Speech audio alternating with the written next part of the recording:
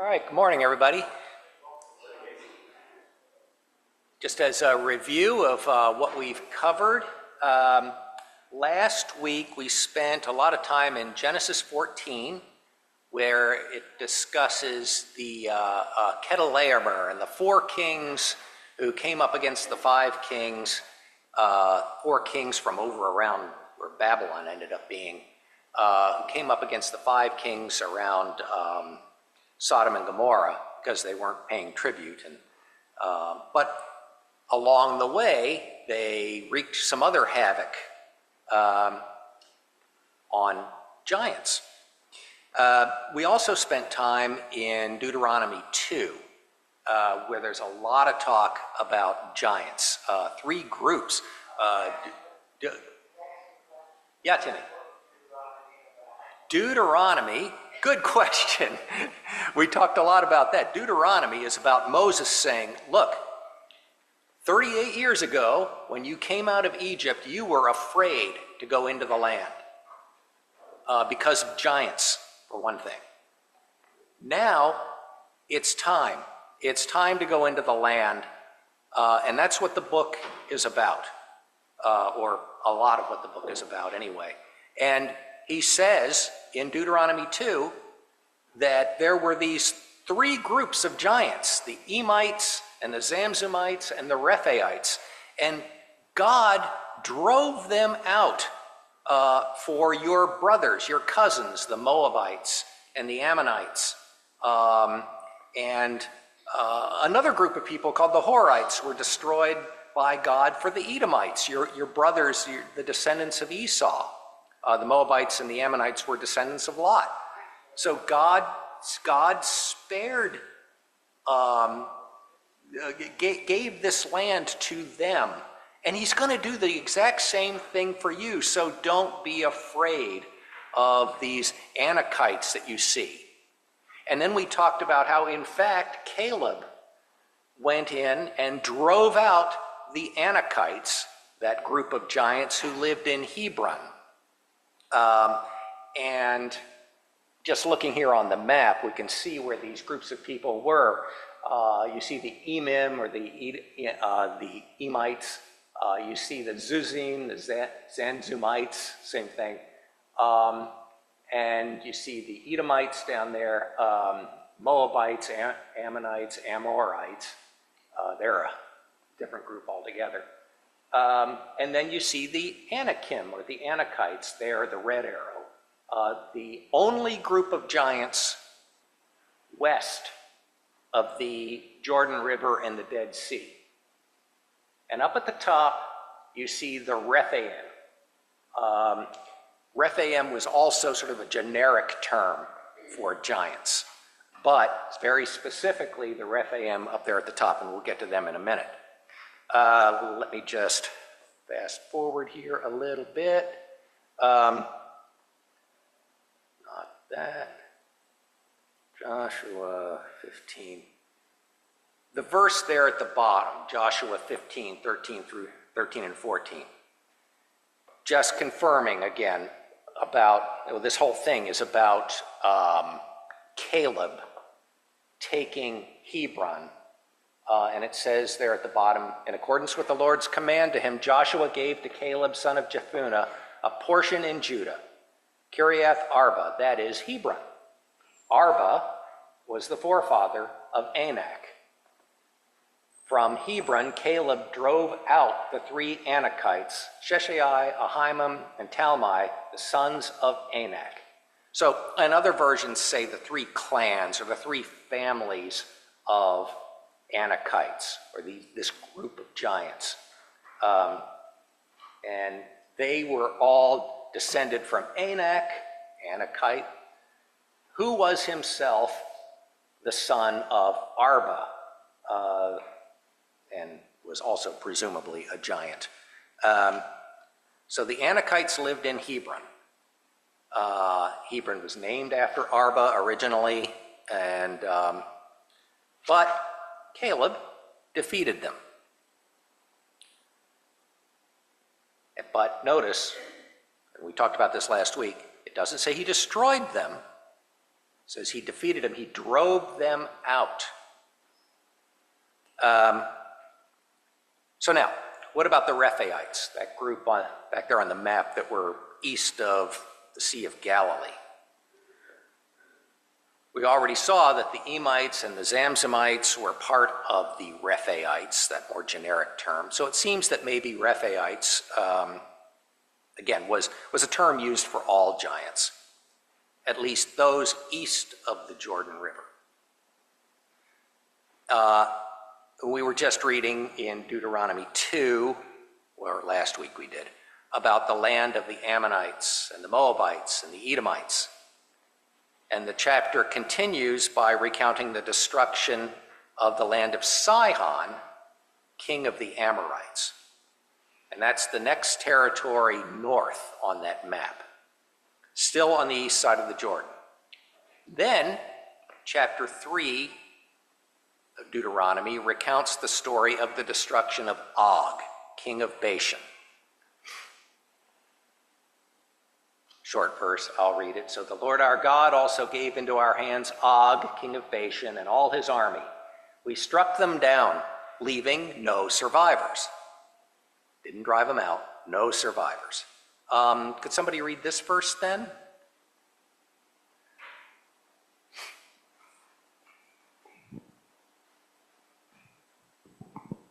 Og, king of Bashan, was the last of the Rephaites. His bed was decorated with iron and was more than 9 cubits long and 4 cubits wide. Okay. So, while we don't see it on the map here, Bashan is in that territory east of the Sea of Galilee, and it says Og was the last of the Rephaites. His bed was about, somewhere between 13 and 15 feet long, depending upon how you measure a cubit, 6 feet wide. 6 feet wide, not a big deal. You got any pictures of that? Of the bed? Of Og? Of Og? Yeah. Oh, yeah, I think I do, but I save them for last. Oh, okay. Sorry. A normal person's head would fit in his hand. You're just like... That's how, yeah. That's how much bigger he was than the rest of it. And early in this class, we talked about whether this was even a physical possibility, or were these unique? Were they pituitary cases, or were they a unique, I hesitate to use the word creation by God, but I don't have a better word for it, creation, because they were not the best. Okay. And one more verse, Tim, maybe you can read this one also. If I can get it there. The one in Joshua 13. The whole kingdom of Og in Bashan, who had reigned in Ashtaroth and Edrei, he was the last of the Rephaites. Moses had defeated them and taken over their land. Okay.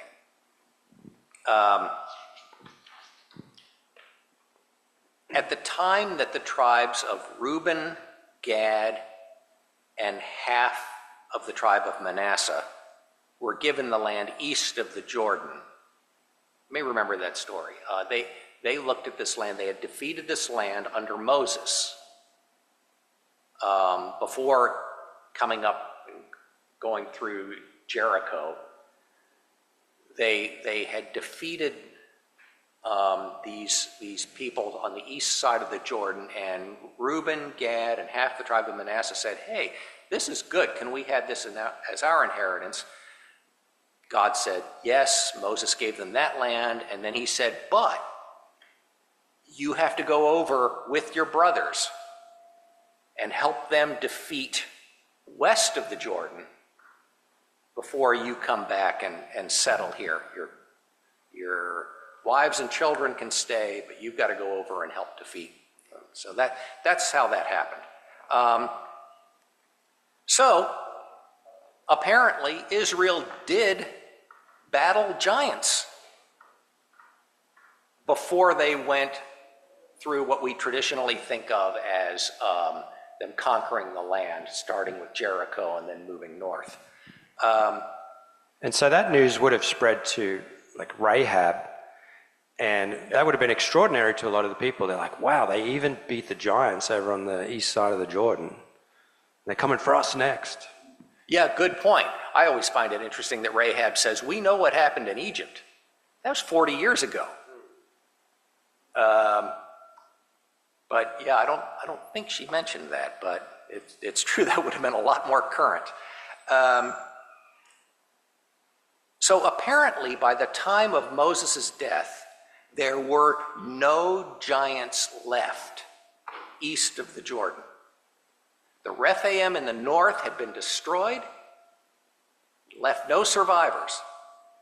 And the Emites and the Zamzumites in the south and middle part of the land had been driven out.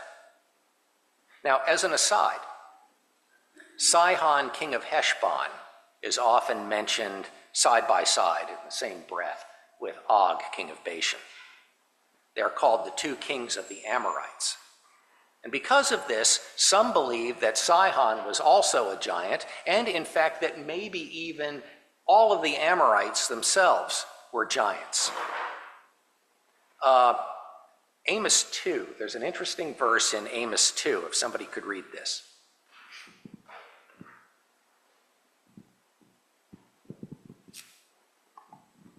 I destroyed the Ammonites before them, though they were tall as the cedars and strong as the oaks. I destroyed their fruit above and their roots below. Okay, so this one obscure reference about the Amorites being tall as the cedars. Now, I don't believe that's proof that all Amorites, or even that Sihon, were giants. So take that for what it's worth. Casey, yeah. Remember when the children of Israel came back from spying out the land? I think one of the things they said was that we're like grasshoppers compared to these people. So take that how you will, but it almost implies that there were a lot of them that were giants. Yeah, we talked about that some when we were talking about whether they were even a physical possibility and how tall these people really were. And there was some discussion that maybe there were a handful of true giants, but that genetically the people who populated the land, the Amorites, for example, were just much taller, normal but taller. Randy.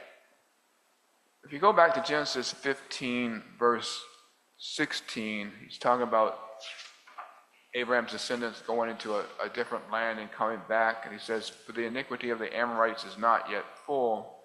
It doesn't give any clues that Amorites were giants or anything like that. Right. People. Right. Yeah, there's no other indication, just this one obscure reference and the fact that the Amorites were one of the groups of people who lived in the land of Canaan before Israel came into the land. Amorites was one of those groups of people, and they were one of the particularly difficult ones to deal with.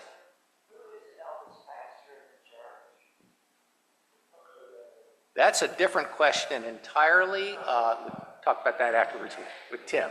Yeah.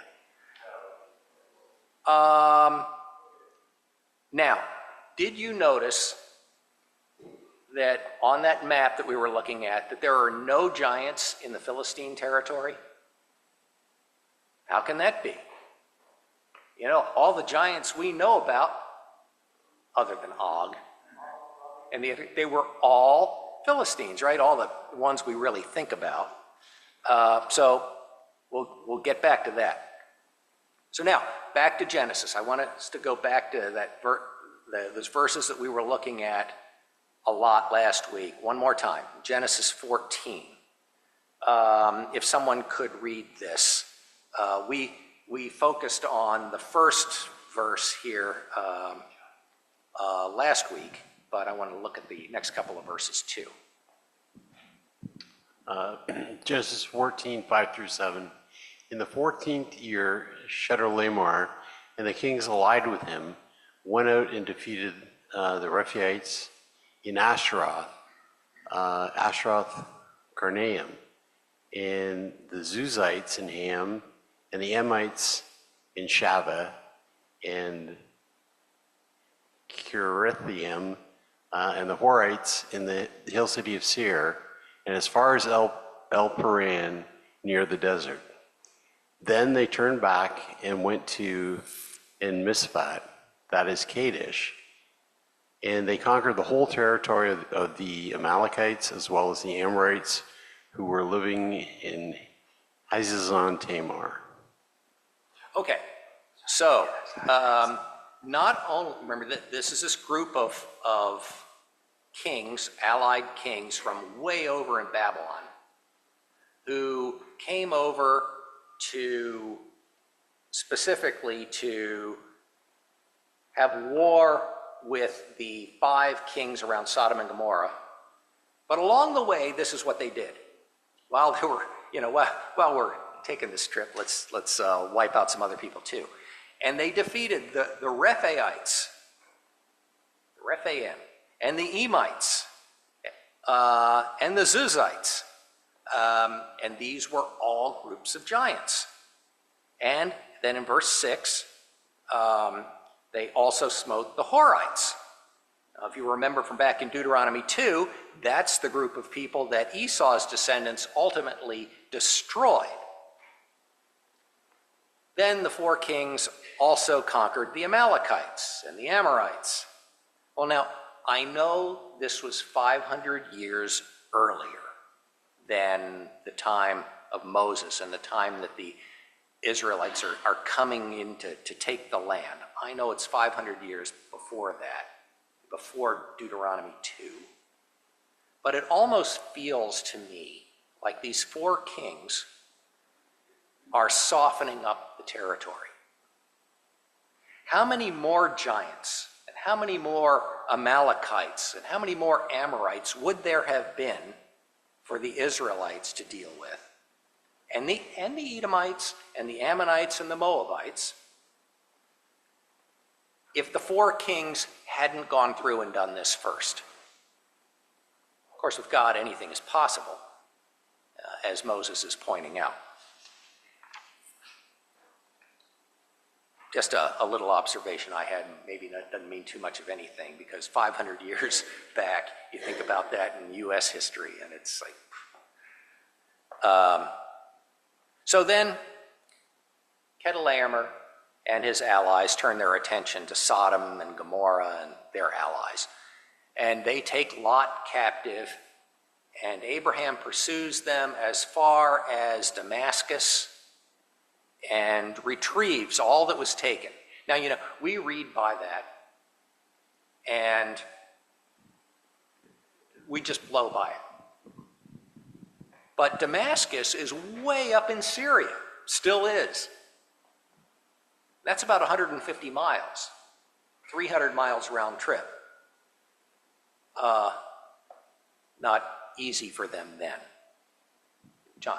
Excuse me, I don't know if it's really on topic with the point you're making, but the more I look at these verses as you have them on the screen, I think the reason that this is here is to just have us realize what a miracle it was that, these are battle-hardened people just sweeping down, defeating giants after giants after giants, and then they turn their attention to Sodom and Gomorrah with virtually no resistance and rout them. And then Abraham and his untrained soldiers, who were very, very, very few, pursue them all the way, as you said, to Damascus and rout them. So I think it's easy for us to lose the magnitude of this miracle. That's exactly the point I was just about to make, that you have these armies, this huge, probably huge by their standards at that time, army, who did all of these things, conquered these giants, and conquered the Amorites and all of these other people. And then Abraham chases them 150 miles with how many men? How many men did Abraham have? 300? 318. 18. That's right. Yeah, 318 men who were not trained soldiers. So, And, again, we just blow by that. We just ring, oh. And, but there's a point that Moses is trying to make. We have to pay attention and see that. so that whole thing is a prophecy, just like David killing Goliath, right? So it's a prophecy of Christ's return and saving the Jews and bringing the Jews back to the land. And so it's going to be against insurmountable odds that Christ and the saints go out and make that happen. So that'll be quite a thing for us all to see here soon. Yeah, good point. That this is all a living metaphor for what's to Right, come. yeah, so that attack against, Metaphor probably isn't the right word. it's like Gog, right? And his attack on Israel. Yeah. So that we've been in Genesis 14. Let's look at this verse in Genesis 15. Somebody could read that.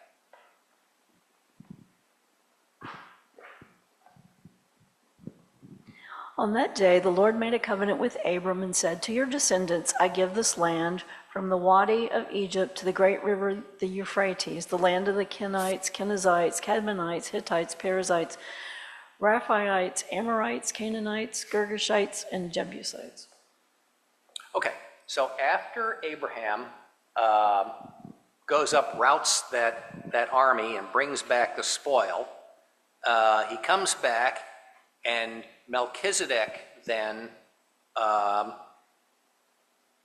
blesses him. And Melchizedek, I think we talked about this last week, Melchizedek lived where?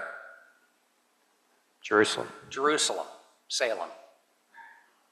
Who else lived there at that time? The Jebusites. Melchizedek was a Jebusite, right? Interesting. You know, we read verses like this right here. The very last line says, oh, Abraham, the guy who just blessed you, your descendants are gonna wipe out his people.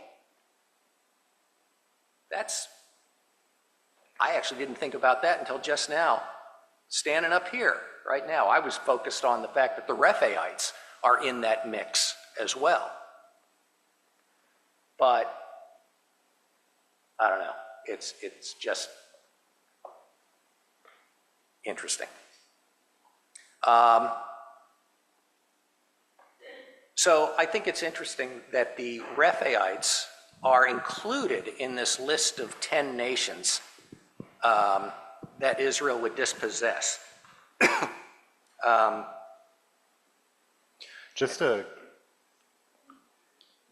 The Israelites never really had the land from the Wadi of Egypt to Euphrates, right? Except under Solomon. Did they have all the way to the Euphrates? Okay, because I'm just thinking how big, that's a massive space compared to what historically Israel has been.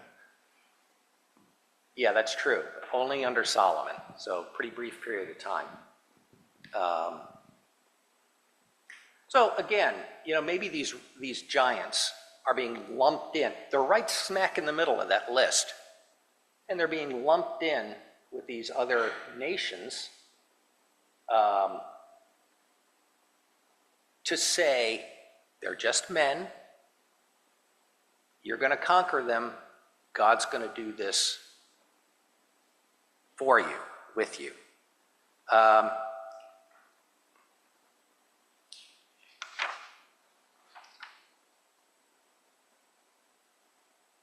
Okay.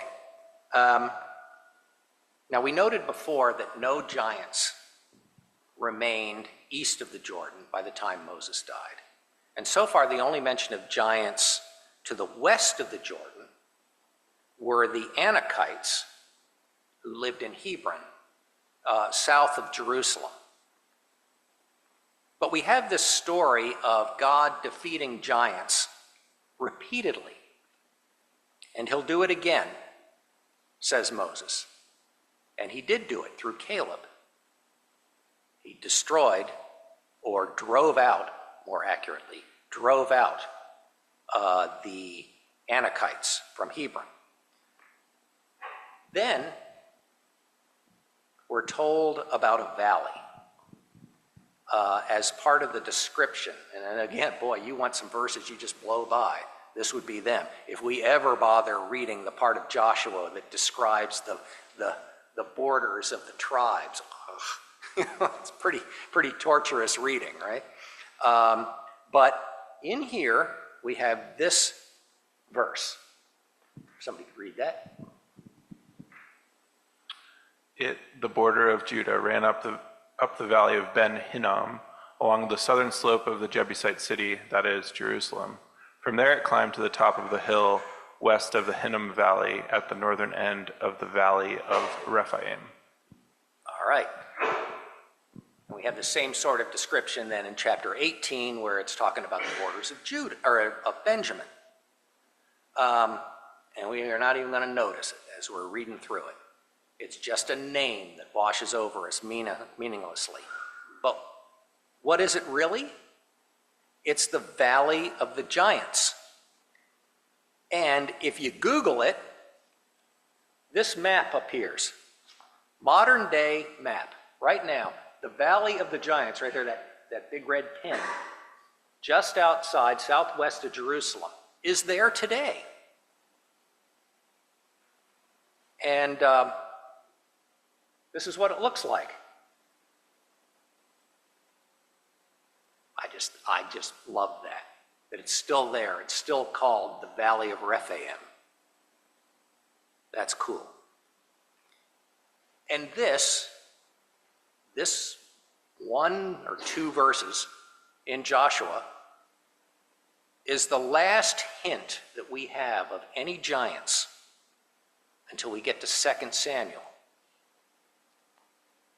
So there are no giants in the book of Judges.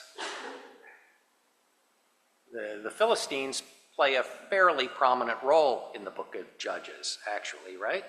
Although actually you may remember, they only appear in the lives of 3 of the, 18 or so judges?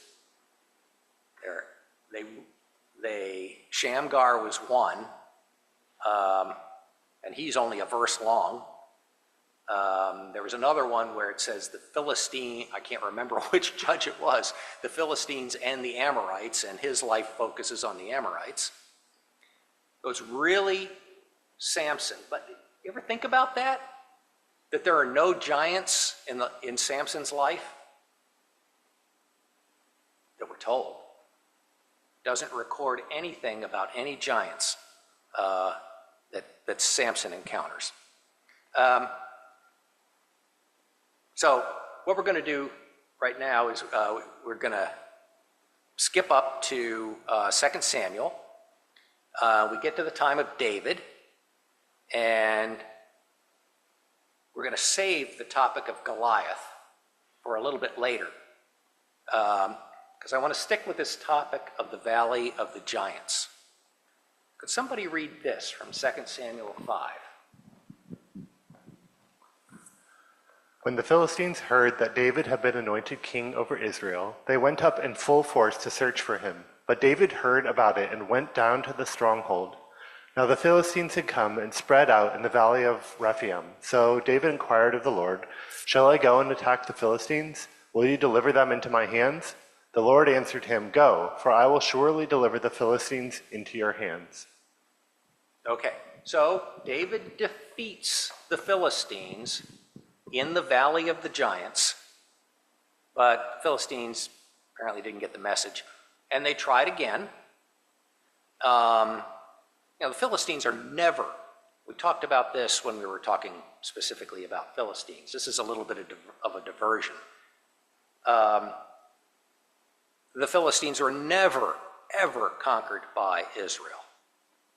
And we'll talk about the meaning of that as we close out this class in a few weeks. So 3 verses later now it says this, if you could go ahead and read that also. Once more the Philistines came up and spread out in the valley of Rephaim. And it goes on to say then that David defeated them a second time. Okay, so now we've seen the valley of Rephaim appear in 2 Samuel 5. And this is the place where the Philistines came to wage war against Israel. Well, it appears again in chapter 23. And this chapter, chapter 23, is the chapter that recounts the highlights of David's 30 mighty men. What it's doing is it's picking up things that these 30 mighty men did over the course of their service to David. So it seems to me that this particular event that we're about to read takes place at this time, 2 Samuel 5. It makes sense to me that that's what's happening, and we'll see. I think it's part of the same story. I think this is the case because chapter 5 takes place early in David's reign. And chapter 23 is recounting the things that David's 30 mighty men did. So this event that we're going to read that takes place in chapter 23, it's recounted in 23 instead of 5 because it's part of describing these mighty men. So in chapter 5,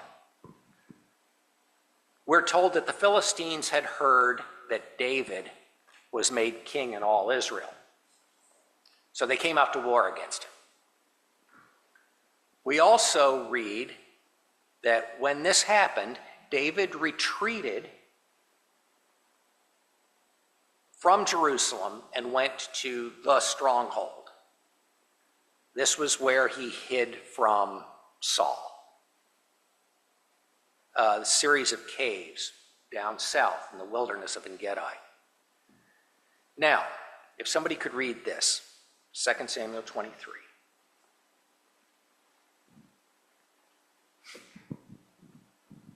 During harvest time, 3 of the 30 chief warriors came down to David at the cave of Adullam, while a band of Philistines were encamped in the valley of Rephaim.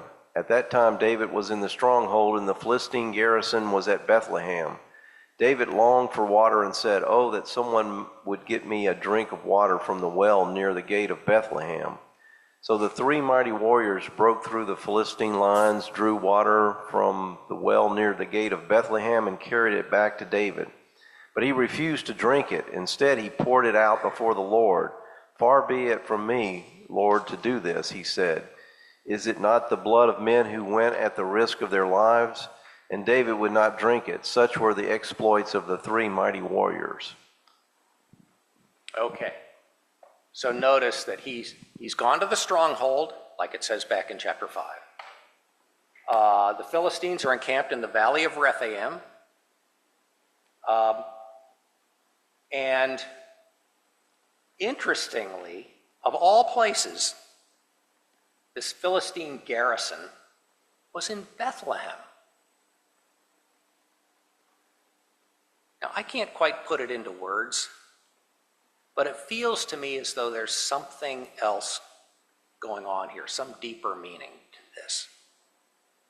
We have the Philistines, Israel's longest term and greatest enemy at this time, coming to war and camped in the Valley of the Giants. The Philistines, forever from this point forward, associated with giants.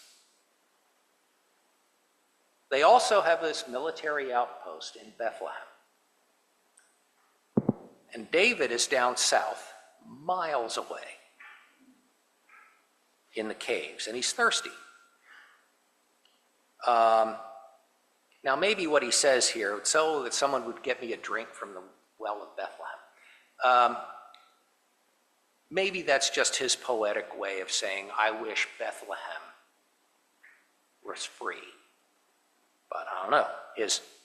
3 of his mighty men didn't take it. They took it literally. And they go there. Surely there's water closer and more convenient in Bethlehem. but David wanted water from the well near the gate of the house of bread. That's what Bethlehem means, the house of bread. So these three mighty men do exactly that. They break through the Philistine lines, but this water is too precious to drink. It's the blood, it's the lives of these three men. So David sacrificed the water to the Lord. Like I said, I can't quite put it into words, but you get the sense too that maybe there's some deeper meaning to this.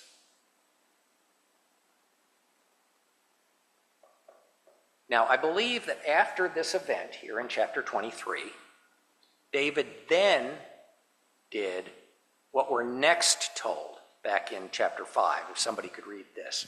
We actually already read verse 19, but go ahead and read it again.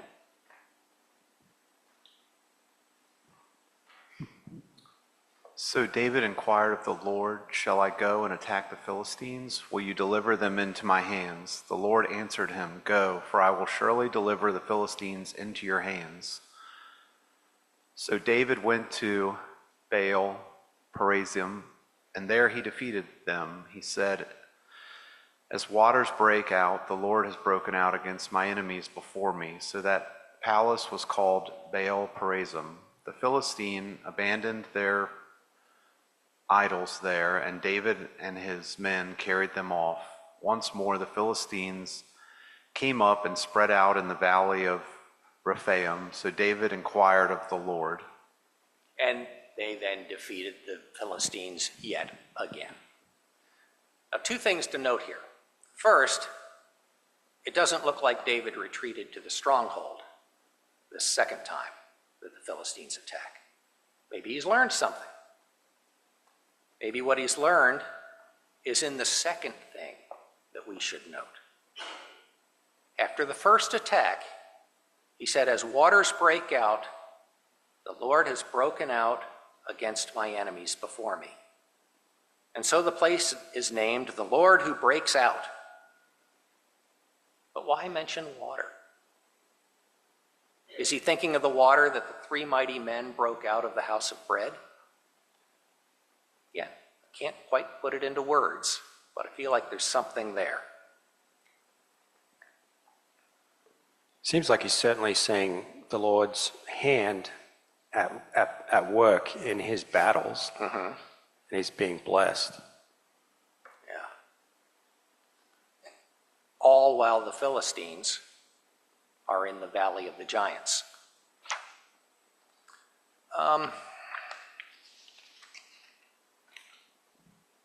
I kind of wonder whether I should stop now, because I don't want to get in the middle of this next topic of 4 giants. The next topic is 4 giants. Is that in chapter 22? That is in chapter 21. Yeah.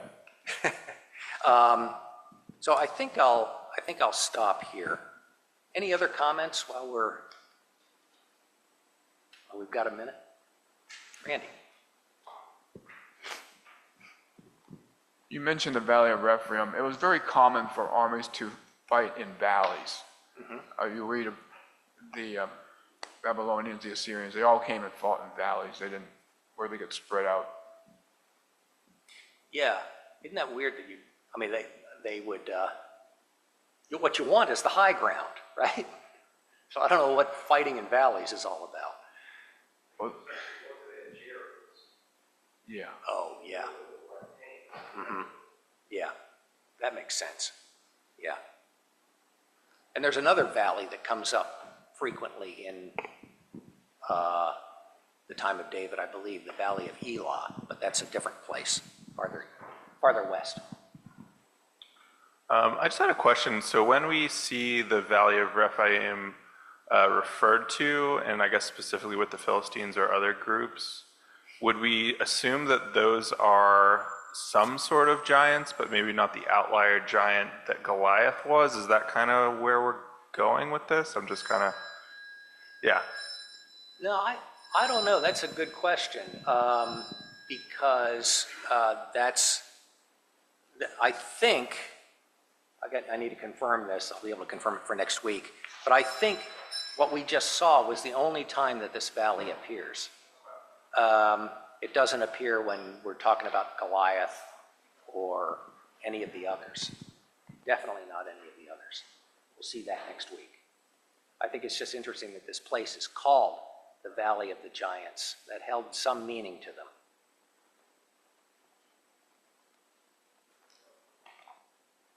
All right, thanks.